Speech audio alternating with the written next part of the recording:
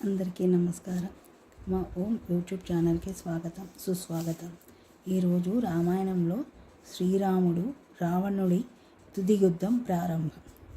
అగస్త్య మహర్షి ఉపదేశించిన ఆదిత్య హృదయం సూత్రాన్ని భక్తితో జపించిన శ్రీరాముడు నూతన ఉత్సాహంతో యుద్ధరంగంలోకి అడుగుపెట్టాడు.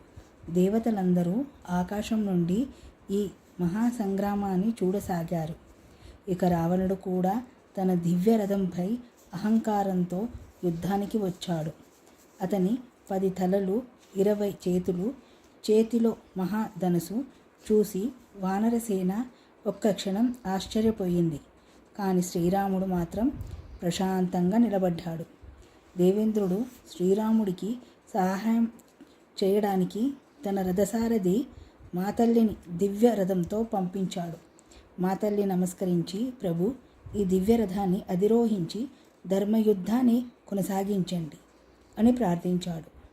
శ్రీరాముడు రథంపై నిలబడి వరుసగా దివ్యాస్త్రాలను సంధించాడు. రావణుడు కూడా బ్రహ్మాస్త్రం, అగ్ని అస్త్రం, వాయుహస్త్రం వంటి అనేక అస్త్రాలను ప్రయోగించాడు. ఇద్దరి అస్త్రాలు ఢీకొనడంతో ఆకాశం కంపించింది, పర్వతాలు వణికాయి, సముద్రం అలలతో ఉప్పొంగింది. యుద్ధం గంటల తరబడి సాగింది. శ్రీరాముడు రావణుడి తలలను భాగాలుగా నరికిన ప్రతిసారి అవి మళ్ళీ పుట్టుకొచ్చాయి. ఇది చూసి వానరసేన ఆశ్చర్యపోయింది. అప్పుడు మాతల్లి శ్రీరాముడితో ఇలా అన్నాడు, ప్రభు, రావణుని అంతం చేసే సమయం వచ్చింది. బ్రహ్మదేవుడు ప్రసాదించిన బ్రహ్మాస్త్రాన్ని ప్రయోగించండి.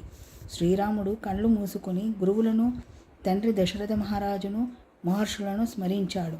అనంతరం బ్రహ్మాస్త్రాన్ని తన విల్లుకు అమర్చాడు. బ్రహ్మాస్త్రం మెరుపు వేగంతో దూసుకెళ్లి రావణుడి హృదయాన్ని ఛేదించింది.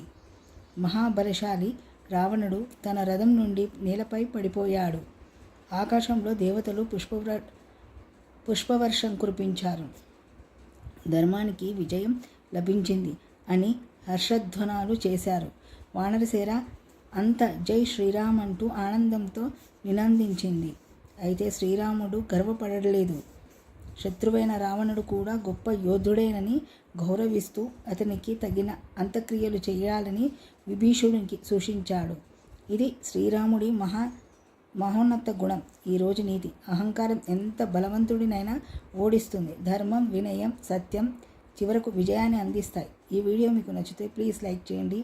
మీ కుటుంబ సభ్యులు మరియు స్నేహితులతో షేర్ చేయండి.